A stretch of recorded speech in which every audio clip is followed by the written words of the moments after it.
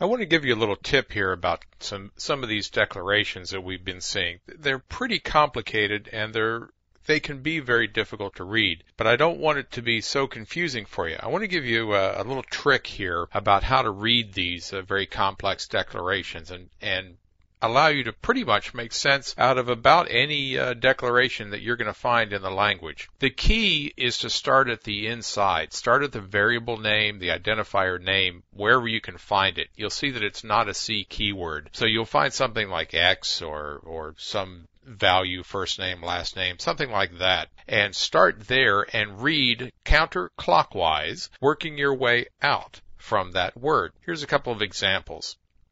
Now here is a declaration that we've made that's pretty easy. It's called xarray. That's our little identifier, and it's of type integer, and it's an array. But the way to read it is to start at xarray and work your way out counterclockwise. So you come here and you see, oh, it's an array because you've got these brackets, and they're going to be right next to the name if it is an array. So xarray is an array. Here we go. Of what? Well, next item to the left of the name is going to be the type. So this says that xarray is an array of integers. See how it works out?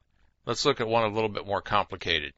Here, this one has a star in front of it in this definition when we create this thing. So again, we find the word that is not a reserved word in the middle, the identifier itself, and work our way out. Xarray is an array. We find the little brackets of pointers.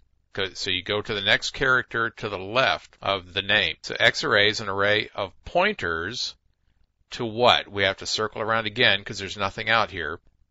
An array of pointers to integers. And that will work every time. I can't remember of any time in my programming career that this hasn't worked when I'm trying to figure out just what in the world somebody is doing when they've created a very complicated declaration and definition of a new variable type. So remember that and take a look through some C. If you have C available to you at work, then fine, check that out, or you can certainly Google up lots of C examples and find some pretty complicated code and try this little trick out on it. I think you'll find that it works out pretty well for you.